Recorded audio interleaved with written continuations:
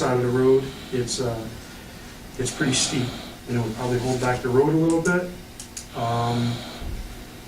But dealing with FEMA right now, this probably can be put on hold because some of the work that we're going to be doing down there, we probably can come up with an alternative to using mafia blocks down there, and it won't cost us anything. So, which will be great.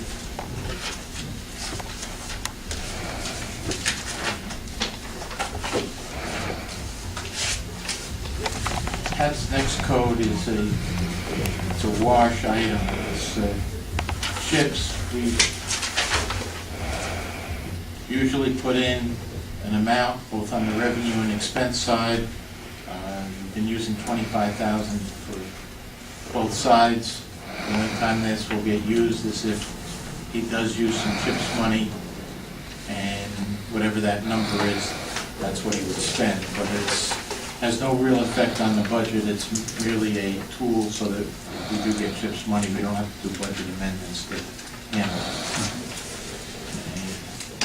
Snow removal is your next. The new system's working great, Pat. Yeah, it's wonderful, right? I love it. I love it. No snow. Snow prevention is what that's up was. My only comment is salary. I've left it exactly the same. It's been used at that number for a number of years. This year, we're going to probably finish the year in very good shape with our snow budget. But you can't just say, well, we're going to cut it way back and next year we're not going to have any snow. So we need to plan for at least what we have had in other years.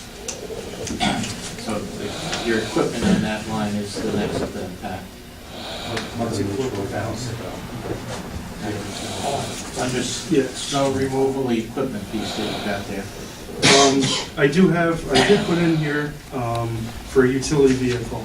It's a little four-wheel drive vehicle with a plow on it to do the sidewalks on Main Street.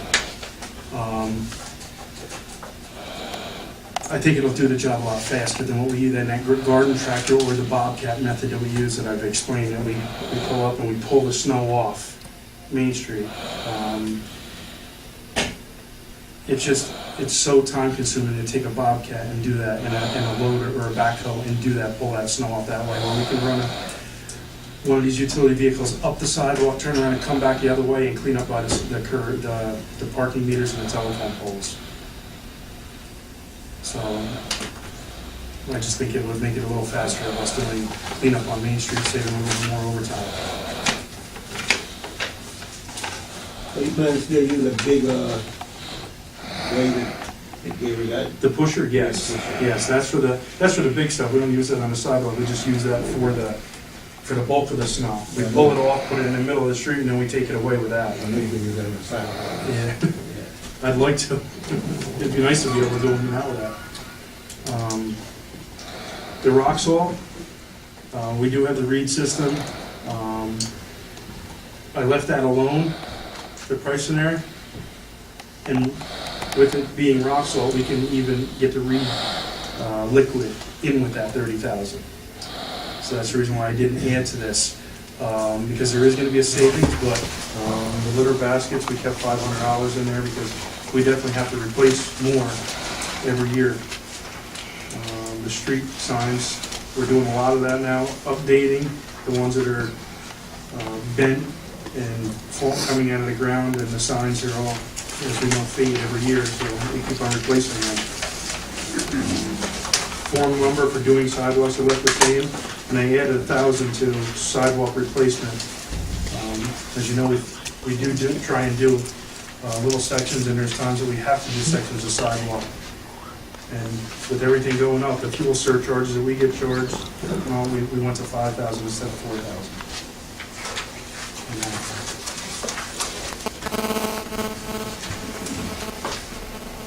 The pool, playground, and maintenance, I'm not sure on the pool end of it. I actually have a question about this. I don't know if you want to do it now or hold it towards the end after we go through it, in regards to the pool items. Well, I don't know what you mean, but I'll say this about these items. as we look at this page, the pool, playground, and maintenance, 1,500. Mhm. The pool chemicals, 4,000.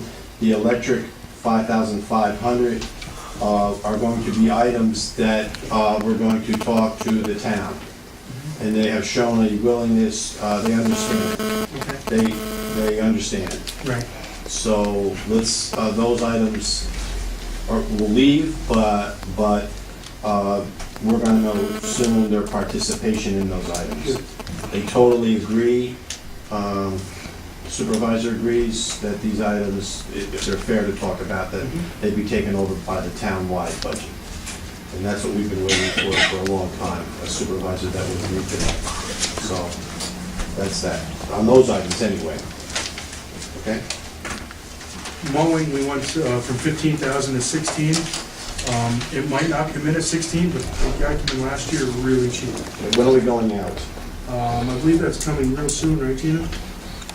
We just need to Authorize the get it. All right, let's put that on the agenda. The next one really isn't Pat's, but it always is falling under these. Well, the next page is exactly the same words I just said.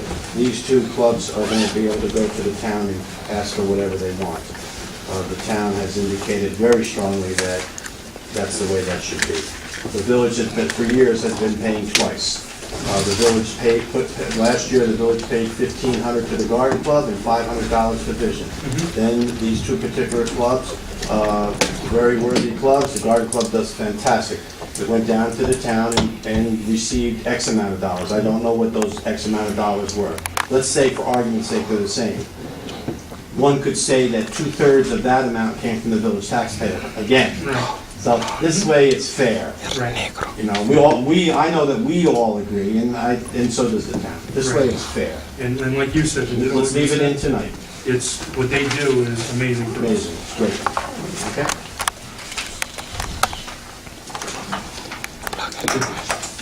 There's some storm drains on the north end of the village that haven't been cleaned since we put the drainage project in, and they're too deep for us to reach.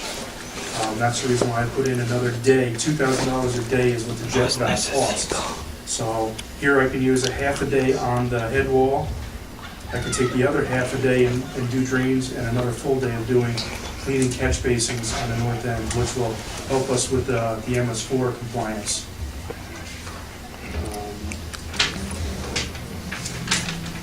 Cement, we used a lot of cement last year, so I had to bring that up a little bit. That's for when we rebuild these catch basins, you know, and we did a lot of them, and we still have a lot to go. It seems like every one that was put in on the north end is deteriorating. So, and we've been, as I said, we did a lot last year. Manholes, we have a couple of projects coming up, so we need a little bit more money for manholes in there.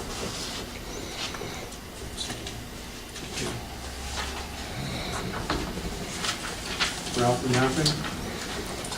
Todd's doing some more mapping right now. I don't know how far along it is, but if I remember right, last year we put 10 in, and that was like about half or something what the total was gonna be. So that's why the other 10 is in there. Right. I don't know where Todd is on that, but I will find out, and if he's done some, he should bill us for what he's done, so it comes out of this year's budget. Can I just go back to storm drains? Do we have any plans at all for looking at storm drainage in the south end of the village in certain areas that are constantly a problem? Such as, Well, the idea of park situation, the situations I know on Drury Lane, things like that, that I think that we have to come up with a plan, a future plan, something that we're gonna have to talk about. doesn't the village have a future plan for the south end, Joe? well, for major drainage. Yes, and Yeah, that's the only way we can fix that. yeah, I mean, that's going to take major grant money. Right. There's no way we're gonna, there's no way the taxpayers could pay for that, nor do I think they would want to. Onto our park, where, in front of Rudy Shades? No, that's a problem there too, but. But it's not a problem, we looked at that. Problem That- Drury Lane also. But we are looking at a little bit of Drury Lane to see what we can do down there. We have been down there and looked, Okay. so we are taking that into Okay, there's some consideration. concerns there. Yep. I'll bring it up. The next code is refuse and garbage. It sounds like we're in the garbage business that we used to be in. But Pat has to pay to get rid of various debris, yard waste, leaves, any other trash that comes about. So that's why that's in there is that code. It's, some years we spend the biggest part of it, other years we don't, depending on what he has to pick up, that's his responsibility to pick up. So the 20 is in there, and I would leave the 20. That's probably open for some discussion. Joe, I'm sitting here thinking exactly the What the hell same are we paying thing. for And I've thought about it for years on this particular item.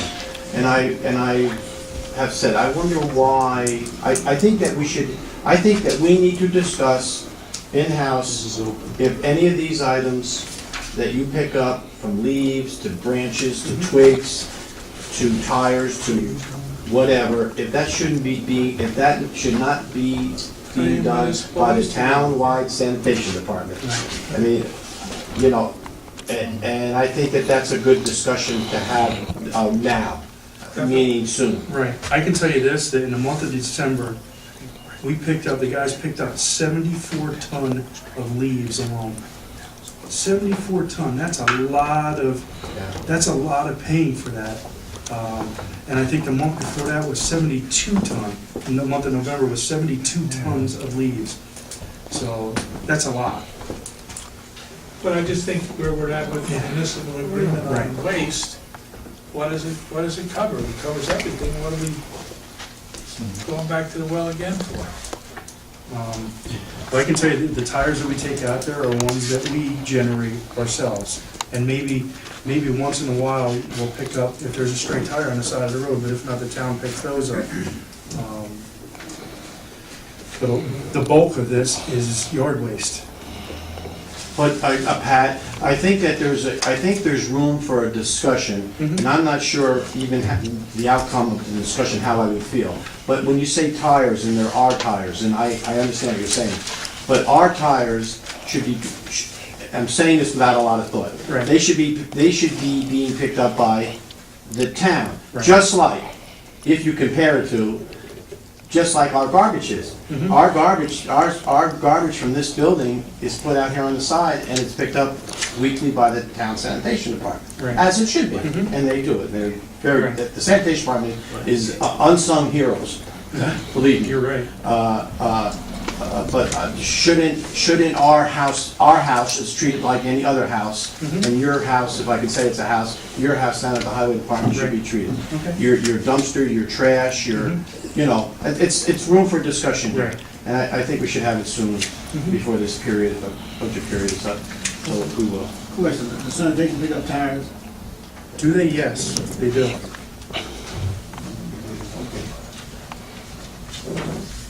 And that's the point, Harold, the sanitation department does pick up tires in front of your house. You know, if you put one I out. don't think so. Therefore, they should pick up, one could say they should pick up tires down at the highway garage. I don't know, it's a discussion we can have. I'm not sure where Pick it'll up go. the trash now from the dumpster. Yes, they pick up our dumpster and our recyclables. They do all that Yeah. stuff. So So, the- yeah, you're right. That's fine. That's fine, that's. Right, yeah.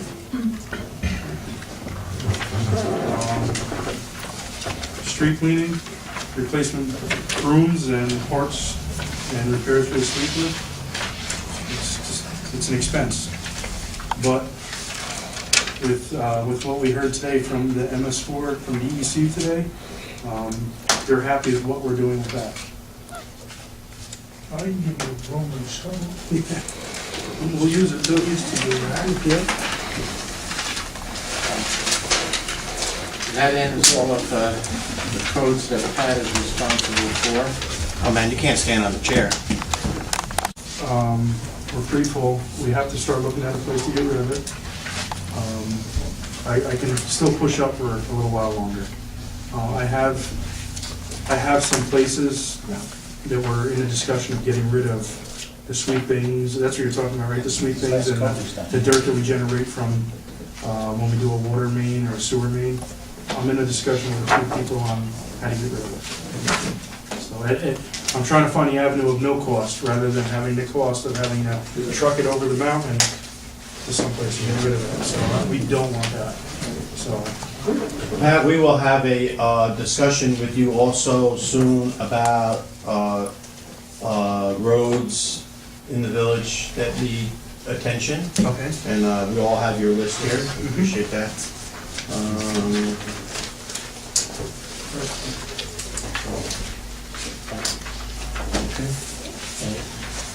That takes care of all of Pat's codes that he's responsible for. Again, his salary codes are all contractual, based on labor agreements that are either settled or being negotiated as we speak. And we figured in a 2%, which is in one of the contracts that they're guaranteed at least 2% if a contract is not in place. That's not saying that they could take less or take more, but until they're settled, that's what we're locked into. Yes. Is the money still in the budget to do the heavy equipment operator or a foreman or something in between? Did that stay there? The salaries that are in the budget this current year were just for the people that were down there. It wasn't adding another position. There was room for 2 part-timers, but no full-time. Well, I mean about No. bringing somebody to. Yeah, no, to put it another way, Ralph is correct, but to put it another way, Right. the salary line that's there Mhm. covers what's there. Okay, It covers those positions that are there. okay. The ones that we're working in now. Exactly. It's you and 4 full-timers, I believe, and then you have 2 part-timers? or one? Yes. Okay. But if another full-timer were to be added, Right, you would have to get that increased in the budget. right. I wouldn't want to add anybody, but maybe eventually we can find a way to get a supervisor when I'm not there, is what I'm basically getting at, because we don't have a chain of command right now. I mean, the guys have been working great the way it is, but there is going to be times that I'm going to want to take off, so that's all. Oh, no. No. You take off, you can take off when I take off. You know what that means? Yeah. So All right. if there's no other questions for Pat right now, we can go on to the next department. Pat, thank you, and like I said to Kevin, this is just the first go-around, Right. okay? It's for, it's, Yeah, and I want to thank the board for communicating with me through this. I mean, I've talked to you, I've talked to Joe, I've talked to Mr. Perry, Mr. Brown, everybody individually on some of my needs, and it's nice to be able to deal with everybody. So even as much as Ralph and I have had nice conversations about. you and Ralph have had this conversation? Yeah. He's gonna let me drive the new truck. Yeah. Thank you. All right, Chief? Thank you, Pat. Before the chief gets started, there are 2 lines in the fire budget that they have no say on, so to speak. One is their workers' compensation insurance. Right now, I put in a requested budget to 30, but from information that I've gotten since Jim is starting to put this together, we could probably look at raising that a couple thousand. The other is the truck room rental, which I believe is in the final year of its agreement. And again, that is a fixed number based on a contract with the fire department for use of that facility, the storage where the trucks are and so forth. So they only have 2 lines in the budget that they're responsible for, and that is their equipment line and their contractual line. So before we go to that, Ralph, I'm just wondering why the compensation's going up. I mean, one of the only question I'm asking is because we really haven't had a lot of claims. I mean, maybe one in 2 years. And, It doesn't matter. well, it does in some respects because a couple of the other emergency services in the town have had astronomical increases based on a lot of them. And, But you know, I guess we Yeah. could ask Gina one day to call down there to, they're down in Rockland someplace, I think, Yeah, and just ask them if they could review. every year they insurance send. and say- No, and things to be we've filled been out, doing- Which we do, and they. just we've been send doing a out- good job of that going down Yeah. based on the work I'm we've been not- doing. Yeah, no, I'm no, only no, I going from- understand. What we see we're paying and where we're going. But I was just hoping based on, you know, what we've been doing and, you know, having a safe workplace that it would have been at least steady. That, but I don't know how many, it hasn't increased, the numbers of firefighters have basically maintained the same. But Yes. Even, I mean, if it went up 5 or 6, that might have. but I don't even know think, that- no, I don't think that's the case at all, actually. So that's something to look at first. It could, Aggregate, yeah. it could be the experience rating of the whole program, because this is written just for fire companies, I believe. Right, no, I know she does, Fire we're something, separate. mutual insurance or something. Yep, yep. And that's how, like, the state insurance fund does the whole state No, I of know. New York, and you might have an excellent rating, but you might go up because everybody else Ton of does. claims this year, yeah. Yeah, so, you know, we can look at it a little bit. Yeah. See. The only other code that's not right in their fire budget is back in the employee benefits is a LoSAP contribution. And again, that is budgeted at 100,000, I think last year was 97 or 98,000. That goes in to that program. At some point, if the interest rates that are being paid on the investments that are in that program respond to better conditions, maybe we'll get fully funded one of these years. But if anybody has money in the bank, I'm sure they're getting about 0.25% on their money, and that's about the kind of return. We're probably getting a little better than that on this LoSAP program, but that is another expense that's directly related to the firematic service. All right, Chief, let's go through this equipment budget.